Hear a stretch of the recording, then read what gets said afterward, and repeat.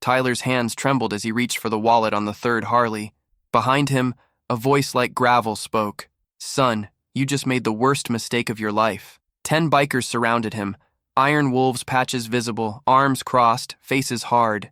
Tyler fell to his knees, not from fear of what they'd do to him, but from shame at what desperation had made him become. Please, he choked. My sister, she can't walk. I need money for her treatment. I'm sorry. I'm so sorry. The bikers exchanged glances. This wasn't the usual thief. If this story inspires you, please like and share. Everyone deserves a second chance, especially those fighting for someone they love. Tyler Keegan was 16 years old and exhausted.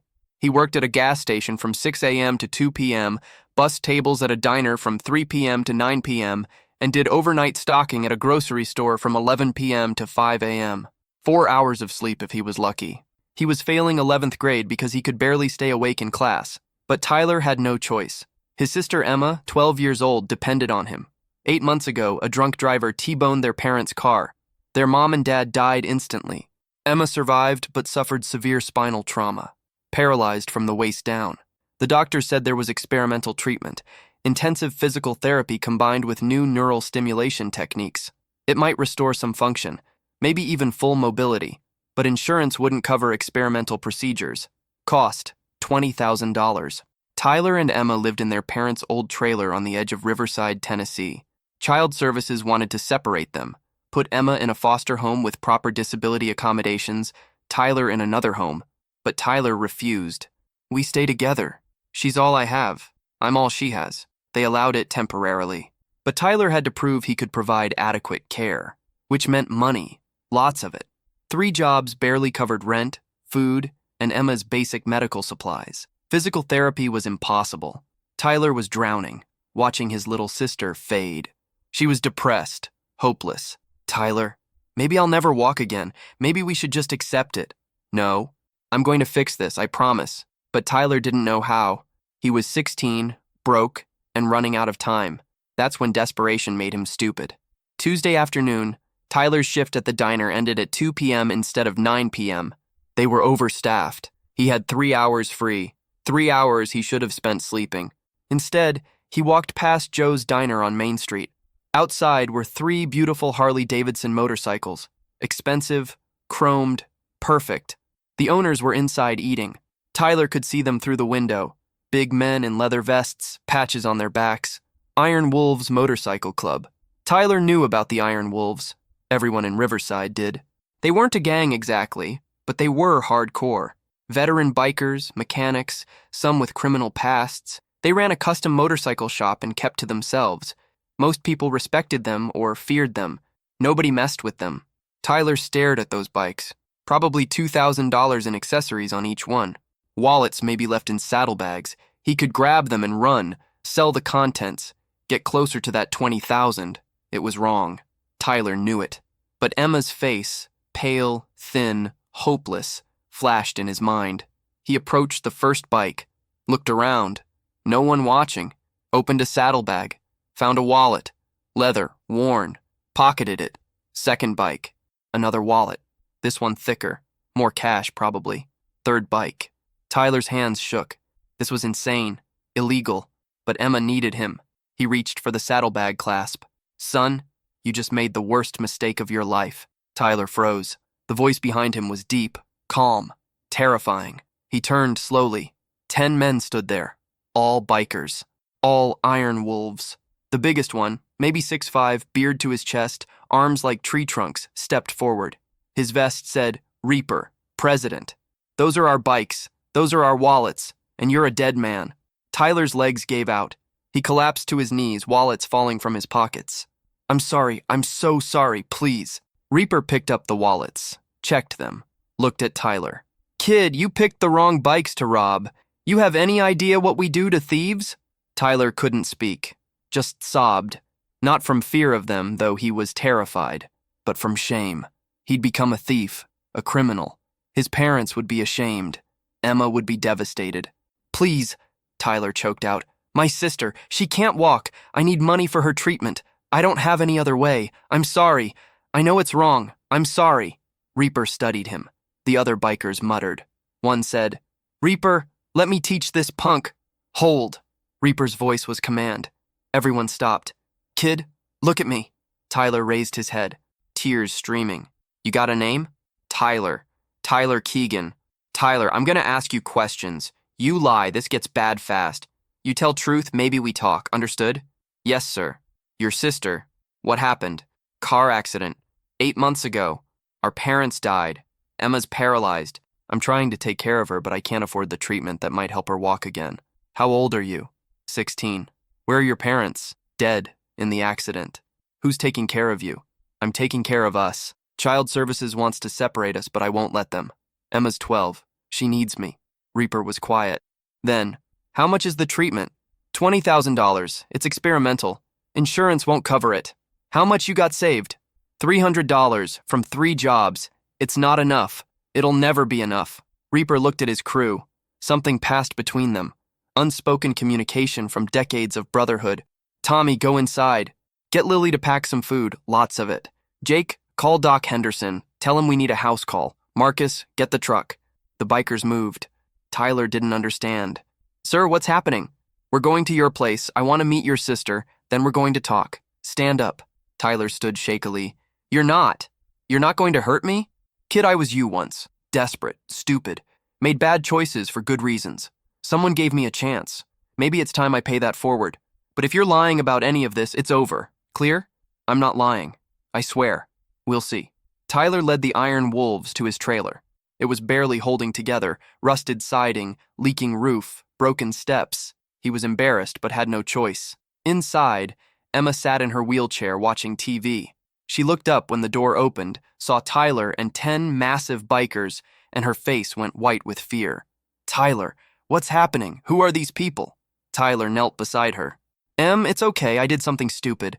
But these men, I think they're here to help. Reaper stepped forward, removing his sunglasses. His face was weathered, scarred, but his eyes were gentle. Emma, I'm Reaper. I know we look scary, but we're not here to hurt you or your brother. Tyler made a mistake. He tried to steal from us. But he told us why. About your accident. About the treatment you need. We want to help, if you'll let us. Emma looked confused. Why would you help? Tyler tried to rob you. Because I understand desperation. I understand doing wrong things for right reasons. And I understand what it's like to lose family and fight to save what's left. Your brother loves you. That's worth something. A biker named Doc Henderson, actually a veterinarian, but trained in human first aid, examined Emma with her permission, checked her medical records, asked questions. Reaper, the kid's telling the truth. Spinal trauma, T12 level. Doctors say experimental neural therapy could restore partial or full function, but it's expensive, 20 grand minimum. Reaper nodded. He looked around the trailer, saw the refrigerator held almost no food, saw Tyler's makeshift bed on the couch. He'd given Emma the bedroom, saw bills stacked on the tiny table, all overdue or final notice. How long you been doing this, Tyler? Taking care of Emma alone? 8 months. Working 3 jobs? Yes, sir. Going to school? Trying. I'm failing most classes. Can't stay awake. When do you sleep? 4 hours? Maybe 5. Reaper's jaw tightened. He turned to his crew. Boys, we got work to do. Tommy brought in groceries, hundreds of dollars worth. Stocked the fridge and cabinets. Kid needs to eat. So does his sister. Jake, the club's accountant, sat with Tyler. Show me your bills, all of them. Tyler did. Jake calculated. You're 3 months behind on lot rent. 2 months on utilities. Medical supply bills piling up. You're drowning, kid. I know, but I'm trying. Jake looked at Reaper. He needs $8,000 just to get current. Then ongoing support. We'll handle it. Tyler couldn't believe it. Why? Why would you do this? Reaper sat across from Tyler. 20 years ago, I was you. Different situation, same desperation. My brother was dying. Needed kidney. I wasn't a match. Couldn't afford to buy one on the black market, but I tried. Got caught. Almost went to prison. A man gave me a chance instead. Put me to work in his shop. Taught me mechanics. Gave me purpose. I owed him everything. He's dead now, but I promised I'd pay it forward when I could. Today's that day. I don't understand. I tried to rob you. Yeah, dumbest thing you've ever done. But you didn't do it for drugs, for greed, for kicks. You did it for your sister. That tells me you've got a good heart buried under bad circumstances. I'm betting on that heart. Emma was crying. Sir, we can't repay you. I don't want repayment. I want you to get better. And I want your brother to stop destroying himself trying to be an adult at 16. He needs to be a kid, finish school, have a future. We're going to make that possible. Over the next week, the Iron Wolves transformed Tyler and Emma's lives. They paid all back bills, set up a monthly fund to cover living expenses, fixed the trailer, new roof, plumbing, electricity. But more importantly, Reaper offered Tyler a job. You're dropping 2 of those jobs. You'll work for us. 20 hours a week at our custom shop. We'll teach you mechanics. Pays $15 an hour. That's enough for expenses plus saving for Emma's treatment. But I need 3 jobs to afford. No. You needed 3 jobs because you were alone. You're not alone anymore. The club's supporting you. We'll also do fundraising, rides, raffles, events. We'll get that $20,000. But it'll take time. 6 months maybe. Can Emma wait? Doc Henderson answered. The sooner the better. But 6 months is manageable if she maintains current physical therapy to prevent muscle atrophy. Then we have a timeline. Tyler, you work hard, stay honest, finish school. We'll handle the rest. Deal? Tyler couldn't speak, just nodded, tears flowing. Emma whispered, Thank you, all of you. Reaper knelt by her wheelchair. Emma, I'm going to make you a promise. You will walk again. Maybe not tomorrow, maybe not perfectly, but you'll walk. I'm betting everything on it. Don't give up, okay? Okay. The Iron Wolves didn't just give money, they gave time. Jake tutored Tyler in math. Tommy taught him motorcycle mechanics. Marcus, former Army medic, helped with Emma's daily care, teaching Tyler proper techniques. The club organized a benefit ride. Ride for Emma. 200 bikers from 5 states participated. They raised $12,000 in one weekend. A local news station covered it. Iron Wolves MC helps paralyzed girl. The story went viral. Donations poured in. Within 3 weeks, they had $25,000, enough for treatment plus extra for ongoing therapy. Dr. Sarah Chen at Nashville Medical Center agreed to take Emma's case. The neural stimulation therapy is promising. Emma's young, healthy otherwise, I'm optimistic. Treatment began. 3 times weekly. Painful. Exhausting. Emma cried through sessions. Tyler held her hand every time, missing work when needed. The Iron Wolves never complained. Family comes first. Always. 3 months into treatment, Emma felt tingling in her toes. Small, barely noticeable, but something. Dr. Chen, is that normal? That's excellent, means nerves are responding. Keep going. Tyler worked at the custom shop, learning fast. He had natural talent. Reaper noticed. Kid's got hands for this work. Steady. Patient. He's going to be a hell of a mechanic. Tyler thrived. Having structure, mentors, purpose, it transformed him. His grades improved. He slept 6 hours a night now, ate properly, stopped looking like a ghost. Emma blossomed too. The Iron Wolves' wives and girlfriends, the old ladies as they called themselves, embraced her, took her shopping, did her hair, made her feel like she had mothers again. I forgot what it felt like to have family, Emma told Tyler one night. Me too. These people. They're giving us our lives back. 6 months after that terrible day at Joe's diner, Emma stood up. With braces, with support, with therapists helping, but she stood. The physical therapy room erupted. Dr. Chen cried. Tyler collapsed in Reaper's arms, sobbing. She's standing. She's actually standing. Told you, kid. Faith and hard work. That's all it takes. 2 weeks later, Emma took her first steps. 3 steps. Then collapsed, exhausted. But she'd walked. The Iron Wolves threw a party. 50 bikers, their families, half the town. Emma was the guest of honor. She stood, with braces still, and addressed the crowd. 8 months ago, I thought my life was over. I'd never walk, never be normal. My brother was killing himself trying to save me. We were alone, hopeless. Then Tyler made a mistake. He tried to steal from the Iron Wolves. It was wrong. But these men, her voice broke. They saw past the crime. They saw a scared kid trying to save his sister. They gave us everything. Not just money, family, hope, purpose. They saved both of us. She looked at Reaper. Sir, Tyler tried to rob you. You could have destroyed him. Instead, you rebuilt him. You rebuilt us. I don't have words for what that means. Reaper was crying. Tough guy facade gone. Emma, your brother's got heart. He just needed direction. We all did at some point. I'm proud of both of you. You fought like warriors. Never gave up. That's what matters. Tyler stood. I want to say something. When I was stealing those wallets, I was the lowest I've ever been. I'd become someone I hated, someone my parents would have been ashamed of. But Reaper saw something I couldn't see. Potential. He bet on me when I didn't deserve it. Taught me that mistakes don't define you. What you do after defines you. He looked at the assembled bikers. You're all criminals in society's eyes. Scary.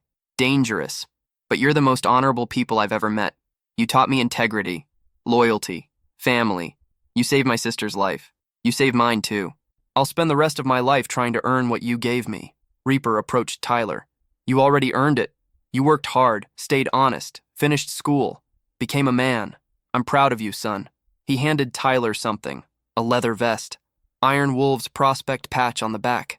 You're too young for full membership, but when you turn 18, if you want it, there's a place for you. You've got the heart of a wolf, just need to grow into it. Tyler couldn't breathe. You want me in the club? Want you? Kid, you're already family. This just makes it official. The bikers erupted in cheers. Tyler put on the vest, tears streaming. Emma hugged him. I'm so proud of you. I'm proud of us. We survived. Over the next year, Emma's progress continued. By 14, she walked without braces. Still used a cane sometimes, but independently mobile. She joined the school track team. Couldn't run yet, but walked races. Her determination inspired everyone. Tyler graduated high school with honors. Accepted a full-time position at the Iron Wolves custom shop. Became one of their best mechanics. Started saving money. Not for emergencies, but for dreams. College. A house. Future. At 18, Tyler was formally inducted into the Iron Wolves MC. Full member. Earned his patch through work, loyalty, and character. At the ceremony, Reaper spoke. 2 years ago, Tyler Keegan tried to rob us. Dumbest thing he'd ever done. Also the best, because it brought him to us, brought Emma to us, and reminded us why we ride. We're not just a club, we're family. We take care of our own. Tyler, you started as a thief. Today, you're a brother. Welcome home. Tyler's patch was presented. He put it on, surrounded by 50 men and women who'd transformed his life. Emma stood beside him, walking, healthy, thriving. I tried to steal from you, Tyler said. You gave me everything instead. That's grace. That's redemption. I'll live the rest of my life honoring it. The club responded in unison. We ride together. We stand together. We're family forever. And they were. Tyler worked at the shop for decades, became part owner, trained other young mechanics. Several were kids in trouble, given second chances like he'd been given. Emma became a physical therapist, specializing in spinal trauma.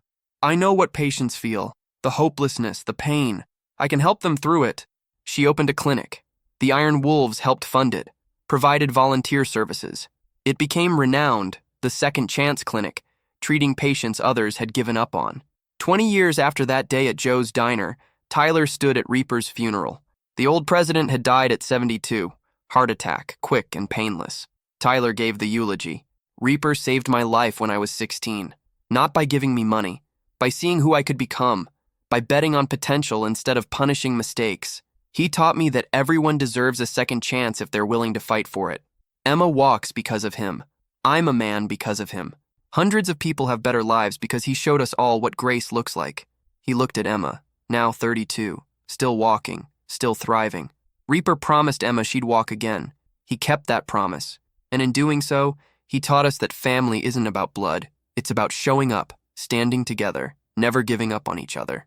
The Iron Wolves saluted their fallen president. Tyler led the tribute ride, 300 bikes honoring a man who transformed countless lives by choosing mercy over punishment, redemption over retribution. Sometimes the worst mistakes lead to the greatest blessings. Tyler's crime brought him to the Iron Wolves. Their mercy gave him a future.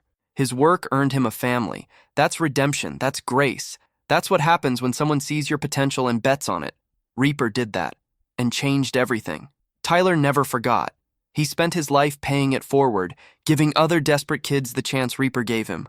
Because that's what family does. They show up. They stand together. They never give up. Just like the Iron Wolves taught him. 5 years after joining the Iron Wolves as a full member, Tyler had become more than a mechanic. He was a mentor. At 23, he saw younger versions of himself constantly. Kids in trouble. Kids making bad choices for understandable reasons. The custom shop became a second chance factory. Reaper had established a program, Wolves Apprentice Initiative. Young people facing legal trouble could work at the shop instead of jail time, if they proved themselves worthy. Tyler ran the program. I was them, he told Reaper. I know what desperation looks like. Let me reach them. The first apprentice was Carlos, 17, caught stealing car parts. Judge offered him choice, juvenile detention or work program with the Iron Wolves. Carlos was angry, defensive. I don't need your charity. Tyler understood. This isn't charity. It's a job. You work hard, learn skills, earn money. You screw up, you're done. Simple. Why should I trust bikers? Because one of us trusted me when I didn't deserve it. I tried to rob Reaper. He gave me a future instead. Now I'm paying it forward. You can accept help or reject it. Your choice.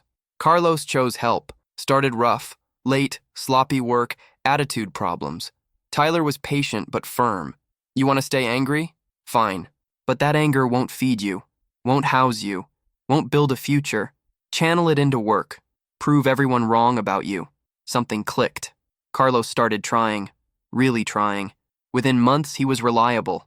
Within a year, he was skilled. By 18, he was an asset. Tyler saved me, Carlos told others. I was headed to prison. He showed me another way. The program expanded. 10 apprentices over 5 years. 7 succeeded. Learned trades, stayed out of trouble, built lives. 3 failed, couldn't overcome their demons, returned to crime. Tyler felt each failure personally. You can't save everyone, Reaper counseled. 7 out of 10 is remarkable. Focus on victories, not losses. But Tyler wanted to save them all, just like Reaper had saved him. Emma, now 19, flourished. She'd graduated high school with honors, earned a scholarship to study physical therapy at Vanderbilt. Her clinic dream was becoming real. She volunteered at a rehabilitation center while studying, met patients the system had abandoned. Tyler, there are so many people like I was. No money, no hope, no support. We need to help them. How? The Iron Wolves helped us. What if we formalized it? Created a nonprofit? Second Chance Foundation. We raise money to help people in desperate situations. Medical bills, housing, education. We give them what the Wolves gave us. Tyler loved it. Brought it to the club. Reaper immediately approved. That's what we're about. Helping those who fall through cracks. Let's build it. The Second Chance Foundation launched with the Iron Wolves as founding supporters. They organized fundraising rides, benefit concerts, raffles. Within 2 years, they'd helped 43 families. Stories emerged. A single mother whose house burned down, Foundation rebuilt it. A veteran with PTSD needing treatment, Foundation paid. A kid needing emergency surgery, Foundation covered costs. Tyler and Emma were featured in national news. Former thief builds charity empire. The irony wasn't lost on Tyler. I stole wallets once. Now I'm helping people keep their homes. Life's weird. But success brought scrutiny. Some criticized the Iron Wolves' involvement. They're criminals teaching criminals. This can't end well. Tyler addressed it directly in an interview. The Iron Wolves aren't perfect, neither am I. But Reaper saw past my worst moment to my potential. That vision changed everything. We're doing the same for others. Judging us by our pasts ignores what we've become. The criticism faded when results spoke louder. The Foundation's success rate was remarkable. 70% of people helped became self-sufficient within 3 years. That beat government programs significantly. At 25, Tyler was offered something unexpected, a city council seat. Riverside needs voices like yours, people who understand struggle, who've overcome it. Will you run? Tyler was torn. I'm a biker, a former thief. I'm not politician material. Reaper disagreed. You're exactly what they need. Someone real, someone who knows what regular people face. Do it. Emma pushed too. Tyler, you've helped hundreds personally. Imagine what you could do with actual power to change policies. Tyler ran. His campaign was simple. I made mistakes, I got help. Now I help others. That's governance, supporting people through hard times, creating opportunities for redemption. He won. Not by much, but enough. At 25, Tyler Keegan, former thief, Iron Wolves member, Second Chance founder, became Riverside's youngest city councilman. His first act, proposing a city-funded apprenticeship program modeled on the Wolves initiative. We spend millions on incarceration. What if we spent that on skill training instead? Give people options beyond crime. The proposal faced resistance. We can't trust criminals with city money. Tyler's response was personal. I was a criminal. Desperate, stupid, 16. If Reaper had called the cops instead of offering help, I'd be in prison now. My sister might be dead. Instead, I'm here. Contributing, paying taxes, helping others. That's the return on investment of second chances. The program passed narrowly, launched with 20 participants. Within a year, 15 had completed training and found employment. The city expanded it. Tyler's political career grew, but he never left the shop, still worked 3 days a week as a mechanic. I'm not forgetting where I came from. The shop keeps me grounded. At 28, Tyler faced his greatest test. Reaper's health declined rapidly. Cancer. Aggressive. Terminal. The diagnosis devastated the club. Reaper was their foundation, their moral compass. Losing him seemed impossible. Tyler visited daily, sat with the man who'd saved him. You can't leave. We need you. Reaper smiled weakly. Kid, I'm 74. I've had a good run. Time to pass the torch. To who? You. Tyler stared. Me? I'm not qualified to lead.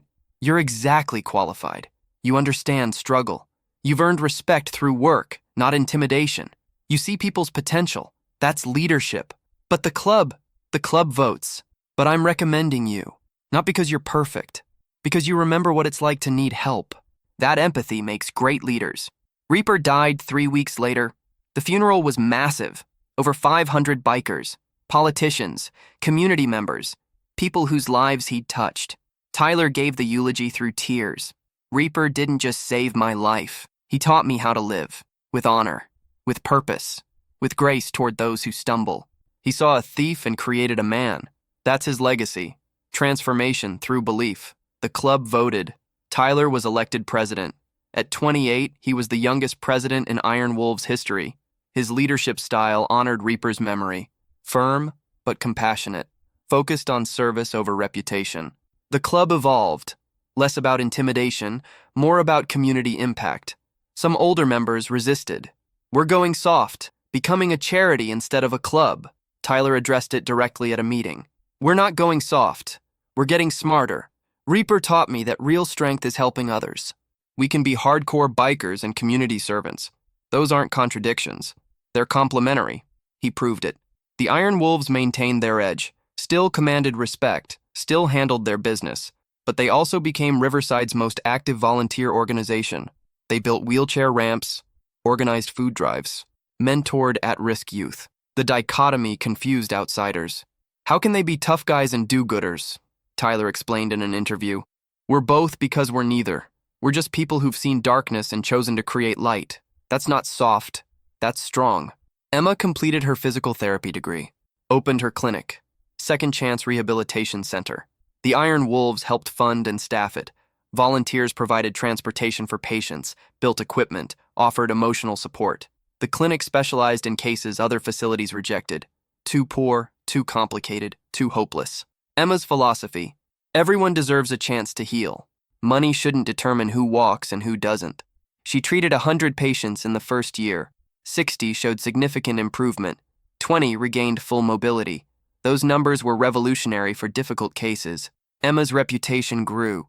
She was invited to speak at medical conferences, published research on combining community support with clinical treatment, became a leading voice in accessible healthcare. At 30, she married Jake, ironically the Iron Wolves accountant who'd helped calculate their bills that first day. Their wedding was a club event, 50 bikers in formal leather escorting the bride. Tyler walked Emma down the aisle. Dad would be proud of you. Mom too. You didn't just survive. You thrived. Because of you. You sacrificed everything for me. And Reaper gave us everything back. Now we give it forward. That's the cycle. The Second Chance Foundation expanded nationally. Chapters in 15 states. Helped over 2,000 families. Emma directed operations while managing her clinic. Tyler provided strategic vision while governing Riverside and leading the Iron Wolves. They were exhausted, but fulfilled. At 32, Tyler was re-elected to city council with 70% of votes. His apprenticeship program had evolved, now training 500 people annually with 80% job placement. Crime in Riverside dropped 20%, not from harsher enforcement, but from more opportunities. You don't need to steal when you can earn, Tyler said. Give people legitimate paths and most take them. At 35, Tyler received unexpected news. The governor appointed him to a state commission on criminal justice reform. Your work in Riverside is a model. We want to replicate it statewide. Tyler accepted. Traveled monthly to the capital.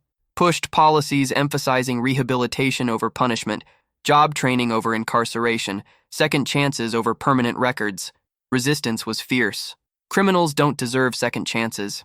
They made their choices. Tyler's testimony was powerful. I was a criminal. At 16, I tried to rob men who could have destroyed me. They gave me a chance instead. That decision created this, he gestured to his credentials, a productive citizen, a community leader, someone contributing instead of costing society. How many other criminals are just desperate people needing direction? How many could we save with the right intervention? His arguments resonated. Policies shifted. Not overnight, but gradually. More funding for job training, less for incarceration, expungement programs for minor crimes, apprenticeship initiatives statewide. 10 years after Reaper's death, Tyler stood at the Iron Wolves anniversary celebration.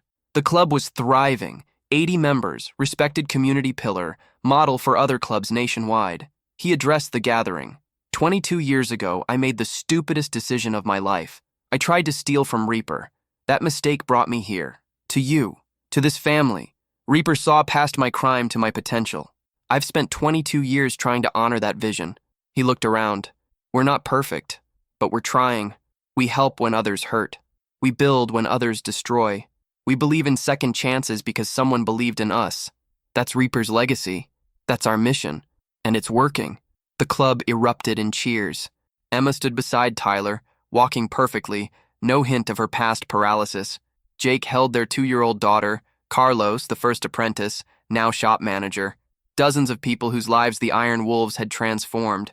Tyler continued.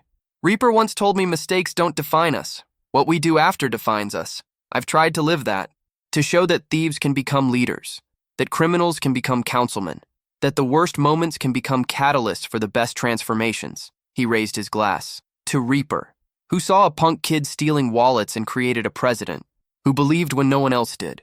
Who taught us that grace is stronger than punishment. We ride in your honor. Always. To Reaper, the crowd echoed. 25 years after that day at Joe's Diner, Tyler wrote a book.